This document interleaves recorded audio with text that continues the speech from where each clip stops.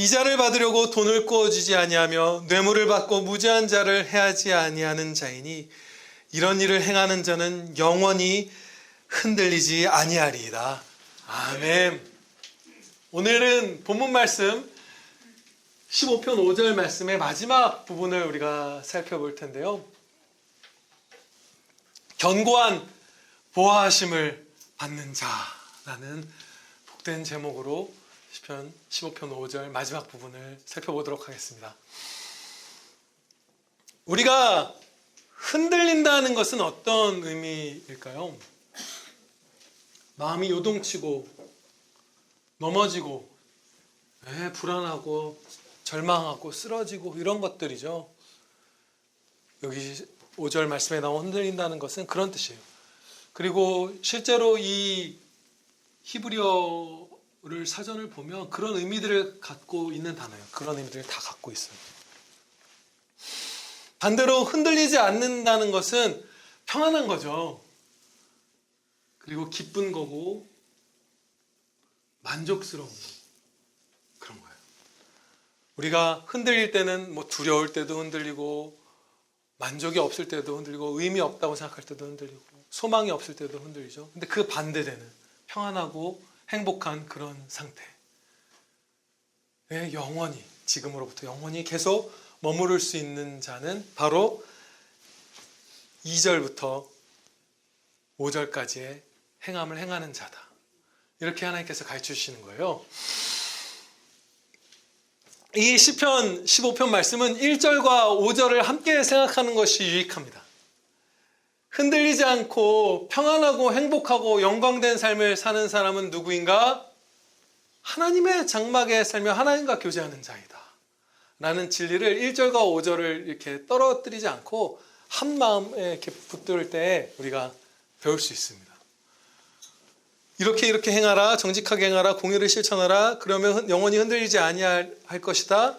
근데 도대체 누가 그 평안과 기쁨을 누리는가? 1절에 주의 장막에 머무르는 자, 주님의 품 안에 머무르면서 하나님과 교제하는 자, 하나님 사랑하고 하나님께 아뢰고 응답받고 하나님 따르고 이런 자가 바로 이렇게 담대하고 평안한 삶을 살 수 있다는 거예요. 행복하게.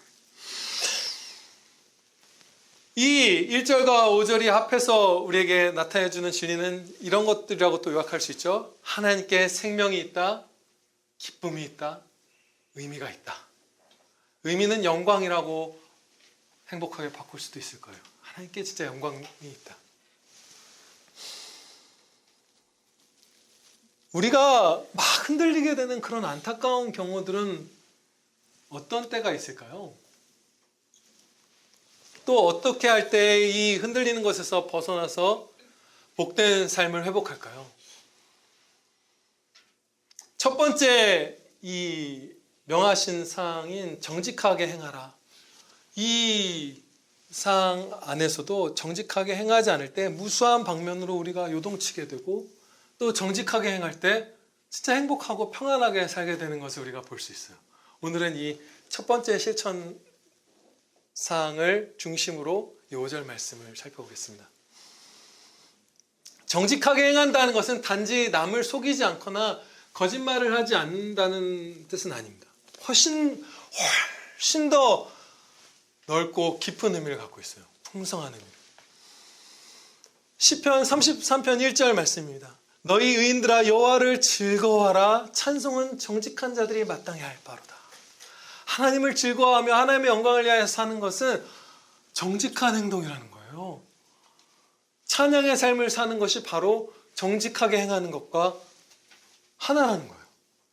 정직은 그냥 거짓말을 하지 않는 정도가 아닌 것이죠. 또 당연히 이 뜻 안에는 정직하지 않는 경우는 나를 높이는 교만한 삶을 살게 되겠죠. 나의 종교, 나의 뜻, 나의 이름을 위해서 사는 삶을 살게 되겠죠. 하나님의 영광을 살지 않는다면 그렇게 살게 되는 것이니까. 우리의 교만과도 정직이 직결되어 있고 하나님의 영광을 위하여 사는 사람의 제일 되는 목적도 바로 이 정직과 직결되어 있는 것이에요. 왜 정직하다면 찬양을 드릴 수밖에 없는가? 첫째로 하나님께만 영광이 있기 때문입니다. 피조물들도 빛이 나죠. 그렇지만 그것은 마치 거울 한 조각이 손거울이 태양빛을 그 일부분 받아서 반사하는 것처럼 하나님께로부터만 비롯되는 그 영광의 광채를 우리 각각의 피조물들, 뭐 나무든 종이든 사람이든 그 무엇이든지 간에 조금씩 반영해서 세상에 비추는 것이죠. 하나님의 영광을 조금씩 드러내는 거예요. 이준이가 막 너무 예쁘면 하나님이 도대체 얼마나 사랑스럽고 솜씨가 좋고 막 따뜻하고 이런 분이길래 저렇게 예쁘게 막 터무니없이 예쁘게 그렇게 사랑스럽게 만드셨을까? 하나님 진짜 사랑스러우신 분이겠다. 그 크신 하나님, 그 두렵고 어미하시고 거룩하신 하나님이 또 그렇게 사랑스러우시겠구나 라는 걸 이준이라는 손거울이 그러니까 조금 반영하는 것이죠. 세상에. 진짜 영광은 다 하나님께 있는 것이기 때문에 하나님만 찬양 드리는 것이 정직한 것입니다. 사람 자체를 높이는 것. 그래서 끝나면 거짓이 되는 거예요. 또 두 번째로 우리에게 있는 모든 좋은 것을 다 하나님께서 주셨잖아요. 그래서 하나님께만 영광 돌려야 하고 우리를 구원해 주셨잖아요. 이같이 큰 구원을 등한시 여기지 말라 하셨잖아요. 하나님께서 우리를 구원하여 주셨으니 하나님께만 우리가 영광 돌리고, 그래서 정직하게 행한다는 것은 하나님의 영광을 위하여 산다는 거예요. 이렇게 정직하게 하나님의 영광을 위하여 살지 않을 때 요동치게 되는 그 슬픈 모습을 잠깐 살펴볼게요. 참 기쁜 말씀이지만 이런 부분도 살펴보는 것이 유익합니다. 하나님의 영광을 위하여 살지 않으면 우리는 거짓되게 나를 높이는 삶을 살게 됩니다. 그것이 양갈래길이죠. 선택지죠. 나를 높이느냐 하나님을 높이느냐. 집권 2년 만에 이제 교만해진 사울 왕이 어떤 상태에 있었는지 이제 사무엘상 15장에서 볼 수 있어요. 그는 사람을 두려워했어요. 교만해진 사울은 사람을 두려워하는 비참한 지경에 빠졌습니다. 사람은 어떤 존재죠? 변덕스럽고 어리석고 차갑고 악하고 강포하고 그런 존재잖아요. 그런 존재들의 여러 사람의 한 사람도 아니고 그 사람들의 눈치를 보고 사람들을 두려워하게 되는 사람은 평안이 다 깨집니다. 슬퍼요. 삶이 슬퍼져요. 근데 그게 바로 하나님께 영광 돌리지 않고 교만한 자가 빠지게 되는 구렁텅이에요. 왜 교만한 자가 사람의 눈치를 보느냐? 사람에게서 칭찬받고 싶어 하잖아요. 사람들에게 인정받고 싶어 하고 사람들이 나를 따르게 하고 싶어 하잖아요. 그렇기 때문에 사람의 눈치를 계속 보는 거예요. 어떻게 해야 내가 사람들에게 칭찬받지? 어떻게 해야 사람들의 저 정욕을 만족시켜줘서 내가 이 왕좌를 유지하지? 이런 것들, 정치인분들이나 연예인분들 뭐 많이 보여주는 그런 것처럼 우리도 우리의 삶의 지경에서 마찬가지죠. 사람들 눈치 정말 많이 보잖아요. 때로는. 그게 놀랍게도 또 슬프고 두렵게도 교만의 결과예요. 겸손한 사람은 사람의 눈치를 보지 않습니다. 겸손한 성도는. 사무엘상 15장 24절에서 이제 사무엘에게 사울 왕이 죄를 지적당했을 때 사울이 이렇게 말해요. 내가 여호와의 명령과 당신의 말씀을 어긴 것은 내가 백성을 두려워하여 그들의 말을 청종하였음이니이다. 자기를 높이던 사람은 하나님의 말씀보다 나를 칭송해 줄 사람들에게 인기를 얻는 게 중요했던 거예요. 그리고 이어서 15장 30절에서 사무엘상에서 사울이 이르되 내가 범죄하였을지라도 이제 청하옵나니 내 백성의 장로들 앞과 이스라엘 앞에서 나를 높이소서. 너무 무섭죠. 지금 이게 무슨 상황이냐면 큰 죄를 져서 지적을 선지자를 통해서 당했는데 바라는 것이 사람들 앞에서 나 좀 높여주시옵소서요. 제발 이 사람들 앞에서 나를 계속 높여달라고. 회개하는 말을 하는 부분들이 이 사무엘상 15장에 나와 있지만 사울의 그 전체 행위를 보면 진짜 회개가 아니었던 것을 알 수 있어요. 그냥 회개하는 척하면서 존경받는 지도자인 사무엘의 호의를 사서 사람들에게 높임받는 것을 추구했던 거예요. 반대로 다윗은 선지자 나단에게 죄를 지적받았을 때 이렇게 회개했습니다. 시편 51편 4절 말씀입니다. 내가 주께만 범죄하여 주의 목전에 악을 행하여 싸움나이다. 사람은 아예 온데간데 없어요. 하나님께만 내가 악을 범하여 싸움나이다. 용서해 주시옵소서. 항상 내 죄가가 내 앞에 있나이다. 날 때부터 악한 자였나이다. 내 능력으로 조금만 도와주시면 착해지는 게 아니라 내 안에 정직한 영을 새롭게 하소서. 나를 아예 하나님의 능력으로, 창조의 능력으로 바꿔주시옵소서. 둘의 운명이 어떻게 갈렸죠? 사람의 눈치를 보던 사울은 그 왕자를 빼앗기고 그 우리가 아는 비참한 사울의 삶을 살았고, 만만치 않은, 어떻게 보면 다윗의 죄가 더 컸을 수도 있어요. 이때까지 졌던 죄는 우리아를 죽음으로 내몰고 밧세바와 가늠한. 그러나 다윗은 하나님께서 당신의 죄를 용서하셨습니다라는 그 선포를 바로 듣고, 우리가 아는 그 복된 삶, 성경을 기록하고 이스라엘을 잘 다스리고 솔로몬이라는 그 아름다운 아들을 낳아서 키우고 하는 이 복된 삶을 다 누렸어요. 정직해서, 겸손해서 사람의 눈치를 보는 게 아니라 하나님의 낯을 살피는 사람은 행복해지는 거예요. 흔들리지 않는 거예요. 다윗 왕처럼 되는 거예요.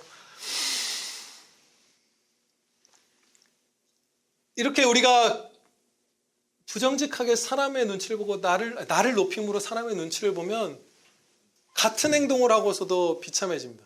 친절하고 매너 좋게 행동을 하는데 그것이 하나님의 영광을 위하여 하는 사람과 내가 사람들에게 좋은 사람으로 칭찬받고 싶어서 하는 사람은 그 결과가 하늘과 땅 차이.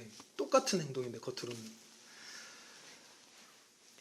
내가 괜찮은 사람처럼 보이려고 막 매너 있게 행동하고 누굴 돕고 일을 잘 해내려고 하고 하면 칭찬받을 때 잠깐 이렇게 붕 뜨는 우쭐한 마음을 우리가 갖죠. 아, 나 참 근사하다. 그리고 막 매너 없이 하는 사람 보면 뭐야. 이제 바로 그런 마음 품고 예, 오셨습니까? 하고서 속으로는 교만한 마음 품고 잠깐 붕 뜨는 마음 정도 누린다고 할 수 있을까요? 그게 아무튼 안도감, 약간의 안도감, 괜찮게 보였겠지 하는 안도감 정도를 갖죠. 반면에 똑같은 친절과 매너를 행해도 내 이웃이 하나님의 형상대로 지음받은 피조물이기 때문에 하나님을 사랑하는 것의 한 부분으로서 이웃을 내 몸처럼 사랑함으로 그를 정말로 존귀히 여기며 그의 기쁨을 위해서 하나님의 영광을 위하여 나가서 친절하게 대하고 매너 있게 하고 할 일을 잘 책임지고 하면 어떻게 되냐면 잠깐 붕 뜨는 게 아니라 아버지 어떻게 저에게 이 영광된 삶을 살 은혜를 주셨나이까 하면서 전율하게 되죠. 여러분들도 그래 보였을 거예요. 그냥 진짜 사심 없이 누군가를 돕고 사랑한 다음에 그 마음이 사실은 나에게 없던 예수님의 사랑을 내가 받아서 이걸 행했구나라는 것을 깨닫고 진짜 너무 행복하고 감사하면서 하나님께 영광 돌리게 될 때가 있죠. 같은 행동인데 똑같은 시간을 들이고 똑같은 돈을 쓰고 똑같은 수고를 했는데 한쪽은 그냥 붕 우쭐대고 매너 없는 사람 욕하고 이렇게 되는 거고 한쪽은 진짜 너무 감사합니다. 행복합니다. 이렇게 되는 거예요. 이게 어디에 달렸다고요? 이 첫 번째 조건 하나에 이게 다 달려있는 거예요. 정직하게 행하는가 아닌가. 정직하게 하나님께 영광을 돌리는가 아니면 나를 높이는가.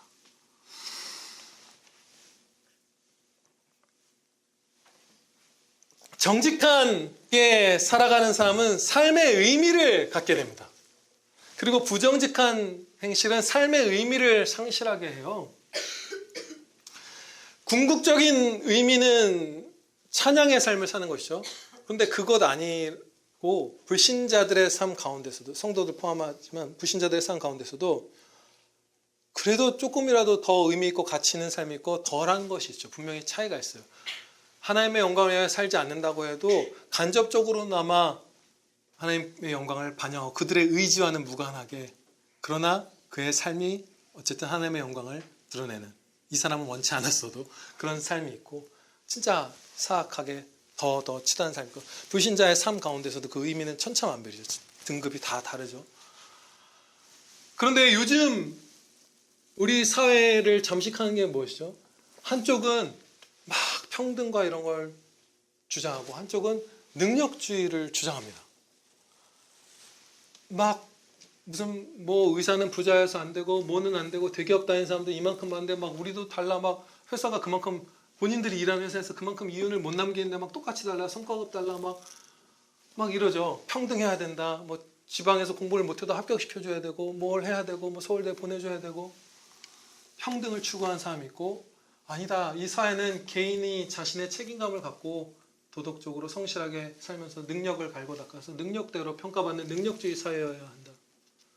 근데 능력주의라고 하면 여러분 우리가 세뇌를 받아서 그런지도 모르겠는데 좀 나빠 보이죠? 막 차갑고 막 매정하고 막 저 어릴 때부터 그런 말이 많이 나왔어요. 그 전에는 성적 나오면은 막 쫙 붙여놓고 그랬거든요. 근데 제가 학교 다니던 날 어느 날부터 줄 세우기는 안 된다. 뭐 줄 세우기 열심히 하는 애들이 좋은 성적 받는 게 뭘 줄 세우기야.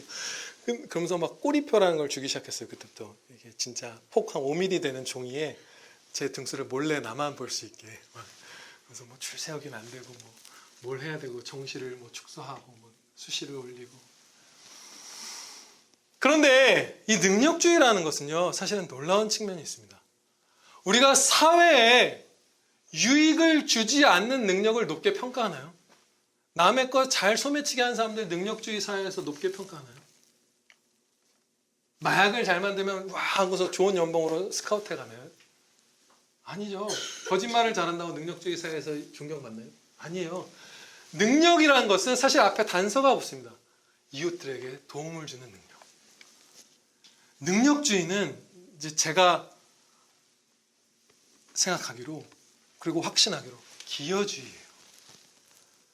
이웃들에게 유익을 주는 삶의 사회에 기여를 하는 그것으로 사람을 평가하고 기회를 주는 기여주의라고 말할 수 있어요. 능력주의. 그것은 기여주의예요. 그러면 이렇게 되는 것이죠. 요즘엔 막 이러잖아요. 대기업 사원이나 의사는 대부분의 사람보다 돈을 더 많이 가진 나쁜 놈들이다. 막 정부가 막 강제로 쥐락펴락해도 된다. 뭐 어쩐다. 그게 아니죠.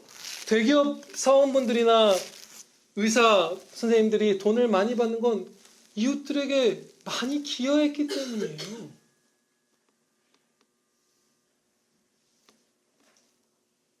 얼마나 고마운지 몰라요. 최근에도 제가 병원 가서 고침을 받을 때 진짜 얼마나 고마운지 몰라요. 의사 선생님들 그 10년씩 밤을 새서 갈고 닦은 그 공부, 말도 안 되는 고생, 집에 못 들어오고 맨날 병원 기숙사 같은 데서 자면서 기여한 거예요.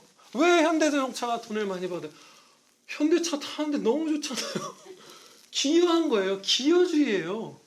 그래서 월급을 많이 받는 거예요. 사회에 기여하는 능력을 발휘했기 때문에 갈고 닦아서 도덕성을 갖고 성실하게 하나님이 주신 재능을 갈고 닦았기 때문에.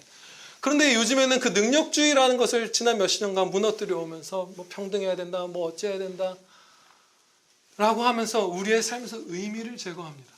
치열하게 나를 갈고 닦고 경쟁하고 점검하고 상대방 회사는 어떤 효율을 내고 있는가, 우리 병원은 어떻게 홍보를 하고 있지, 어떻게 환자들이 그 서비스를 경험하지, 막 치열하게 사는 그것은 무슨 악랄한 나만 배불리는 무슨 능력주의 사회, 자본주의의 괴물이 아니라 사회에 기여하려는 의미 있는 삶을 사는 자의 노력이에요.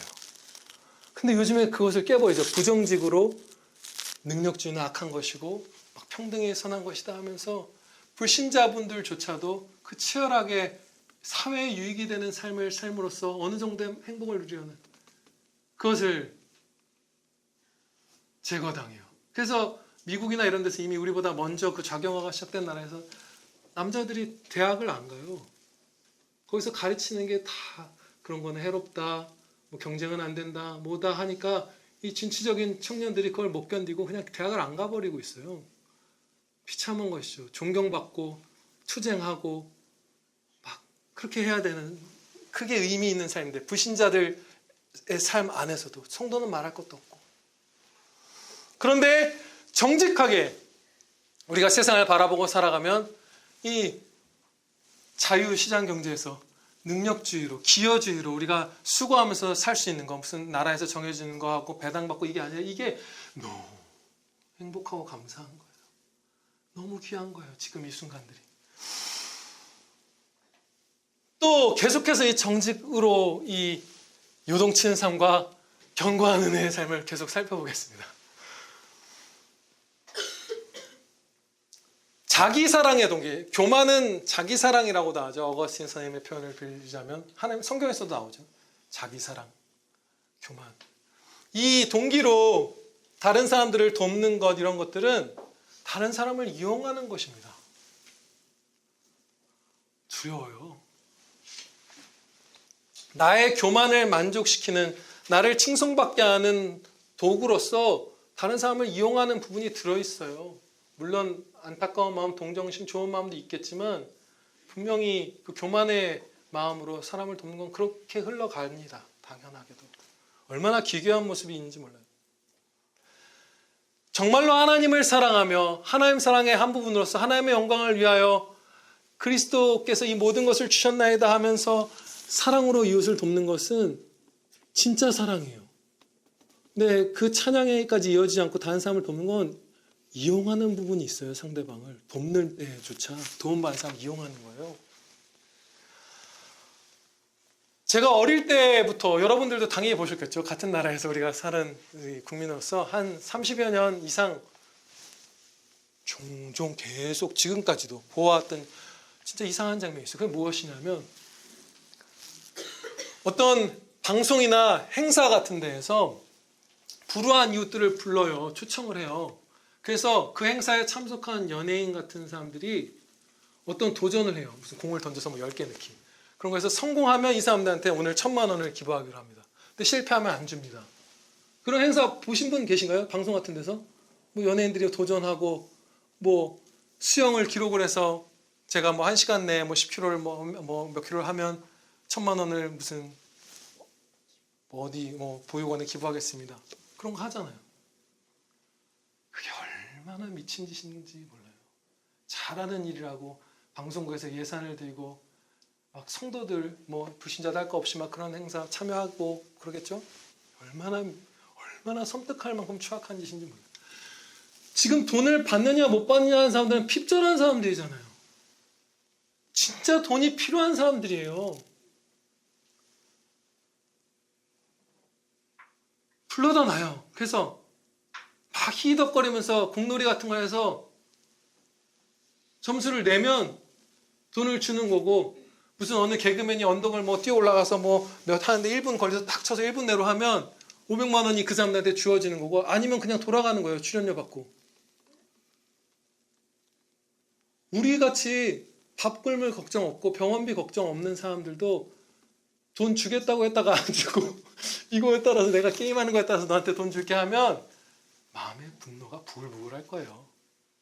그런데 그 가난한 사람들 데려다 놓고 그걸 한다고요? 좋은 일 한답시고? 이용하는 거예요. 방송의 재미로 이용하고 내가 칭송받는데 이용하고, 그러다가 너무 정신이 나가서 이게 얼마나 미치고 추악한 짓인지도 모르고 그걸 꾸준히 해오는 거예요. 방송에서 행사에서 크리스찬들도 그런 걸 하는 걸 봐요. 이용해버리는 거예요. 정직한 사람이 아니면 이웃을 도울 때도 그를 이용해서 나를 높입니다. 진짜 비참한 거예요. 그렇죠? 깨어 있어야 되는 거예요. 그래야 우리가 행복하고 평안하고 영광된 삶을 살아요. 그러면 그렇게 되겠죠.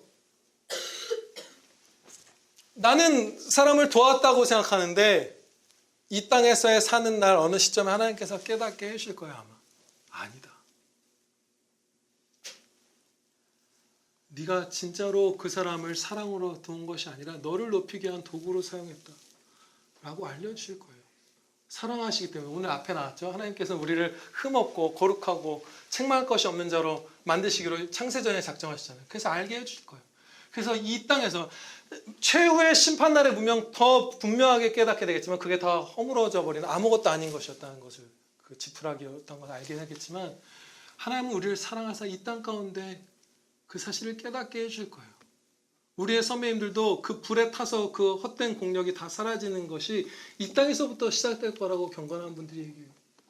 우리의 삶이 나름 기부도 했고 뭐 열심히 살았고 친절하게 했고 했던 것이 사실은 너를 높이기 위한 것, 그런 것이었다라는 걸 깨닫게 해주실 거예요. 되게 두려운 것이죠. 정말 정직한 마음으로 내가 진짜 이 사람을 하나님의 형상대로 지원받은 피조물로서 나처럼 살아가며 존귀히 여김으로써 기부하는가? 예의를 갖추는가? 그 모든 삶의 지경에서 그 정직함을 가질 때에 이 땅에서 살다가도 하나님께서 너에게 하늘의 상이 풍성히 쌓여있다. 그리고 심판날에 그 상을 진짜 받게 될 거예요. 그리고 마지막으로 한 부분만 살펴보고 마치겠습니다. 이 정직하게 행한다는 것은 우리에게 진짜 큰 위안을 줘요. 용기를 주고 막 기쁨을 줍니다. 제가 어느 날 이렇게 상당히 이렇게 진지하게 약간 진짜 이렇게 막 영혼이 막 이렇게 될 만큼 제가 당할 수 있는 핍박 같은 거, 뭐 이런 것들에 대해서 이렇게 생각을 하게 된 적이 있어요. 뭐가 그렇게 나를 다 힘들지만 우리가 그죠? 그렇게도 이겨내고 하거든요. 뭐 잠깐 방황했다가도 좀 회복이 되고 세 발 갔다가 뒤로 두 발 가다가 다시 또 한 걸음씩 앞으로 가고 더디게나마. 근데 곰곰이 생각해 보는데 뭐 아픈 거, 뭐 아프게 하는 거, 오케이 괜찮을 것 같아. 뭐 돈이 없는 거, 네, 너무 싫고 힘들지만 그래도 이겨내고 하나님으로 만족했던 시기가 있어. 나에게 분명히 그 경험이 있어. 다시 회복할 거야. 오케이 괜찮아. 뭐 우리 하성이 괜찮아. 예수님 믿었어 저 아이. 우리 아내 뺏어간다고 죽인다고 당연히 천국에서 만날 거야. 복되게 하나님 예수님 먼저 만날 거야. 우리 하영이 예수님 아직 안 믿는데 어떡하지? 그런데 그렇게 지금 뭐 나이지리아든 어디서 그런 삶을 살잖아요. 우리 형제들이 이 시점에도. 우리도 언젠가 그렇게 될지 몰라요. 그 유대인들이 유럽 각국에서 나 괜찮겠지. 나 폴란드 국민인데, 나 독일 국민인데 하고 살다가 갑자기 몇 년, 몇십 년 사이에 학살당하는 자리로 떨어졌잖아요. 몰라요. 우리도 언제 어떻게 될지 모르는 거예요. 우리 교회 성도들도. 하영이가 아직 자신의 믿음으로 예수님 안 믿잖아요.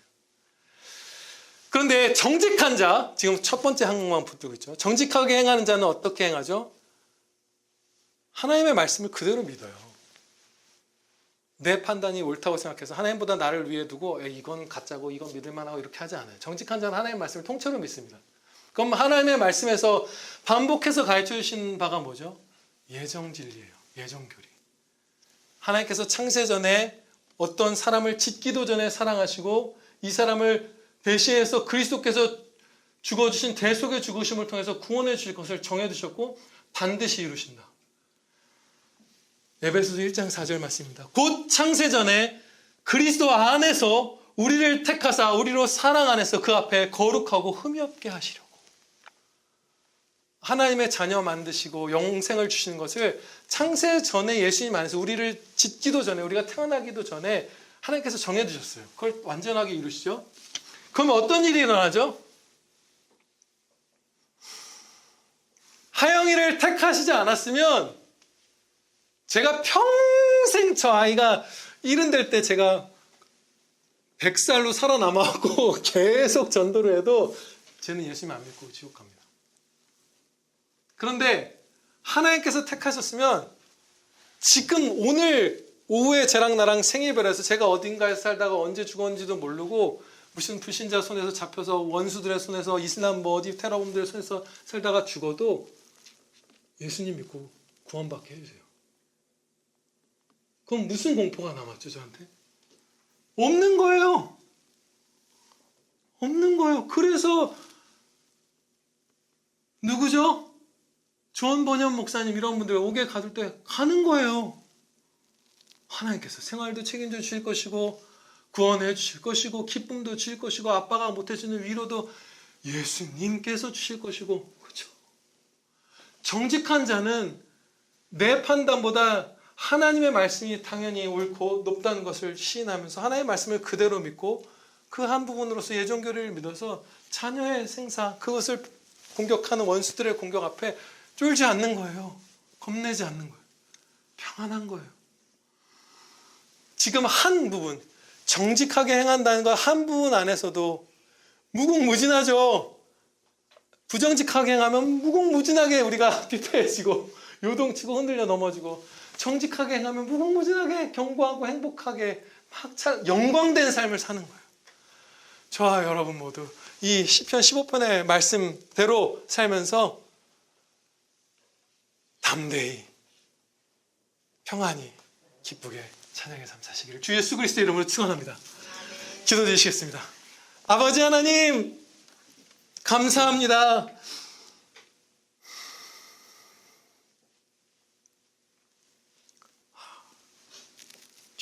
마땅히 빌 바를 가르쳐 주시옵소서.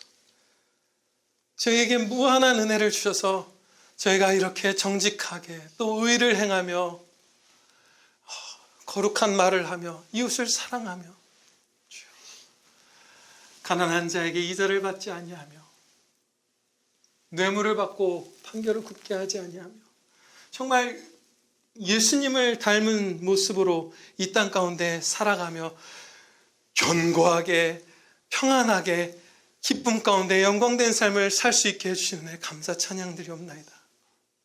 아버지 하나님, 저희가 오늘 주신 말씀 정직하게 또 겸손하게 붙들고